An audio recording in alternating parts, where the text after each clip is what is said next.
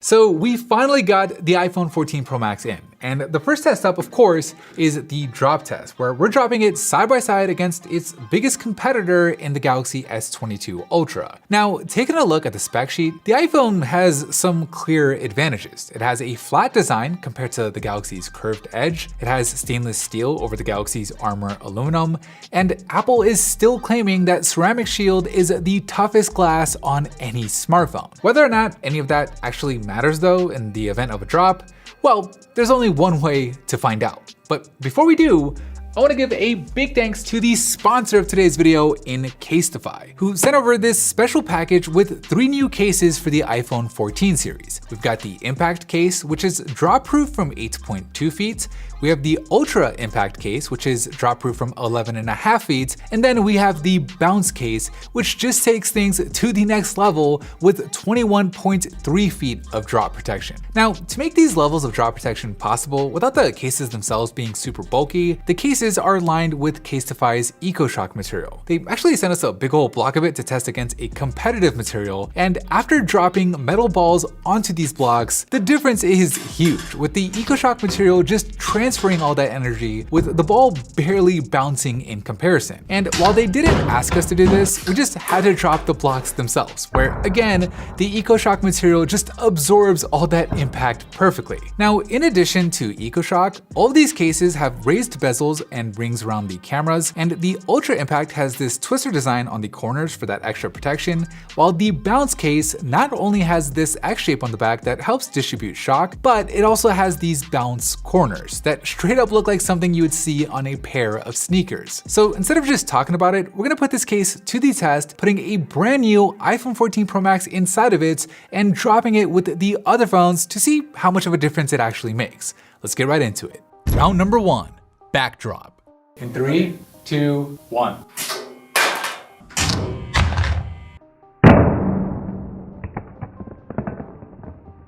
After that backdrop from just under 1.5 meters, the good news is both phones are still working. But the bad news is both have their rear glass shattered. It definitely looks worse on the iPhone than it does on the Galaxy, with the cracks on the iPhone just going all over the place, whereas on the Galaxy, most of the damage is on that left side. But the big story here is the iPhone's main camera also cracked, where this didn't happen last year with the iPhone 13 Pro Max. So I don't know if this is just random bad luck or if it's because the camera housing on the new iPhone protrudes out more this year, but either way, it's definitely not the best result. Now, the good news for the iPhone though is the camera itself does seem to be working just fine. We'll keep an eye on it for sure as we go on, but for now, it's a clear win for the Galaxy in round number 1. Of course, with the Bounce case on it, the other iPhone 14 Pro Max that we're testing is perfectly fine. The raised ring around the camera housing was able to protect all those lenses, and while the case did get a few scuff marks on it, as you'd expect from anything dropping onto concrete,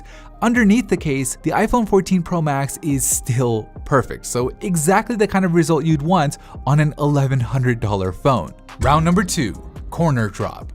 3, 2, 1.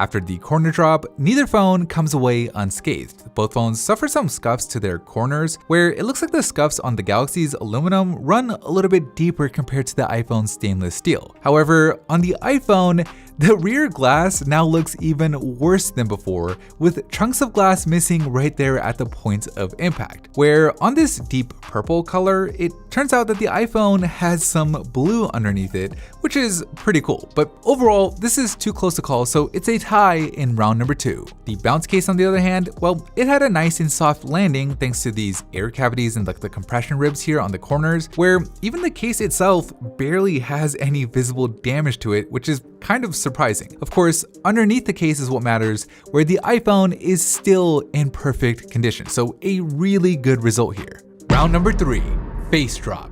3, 2, 1.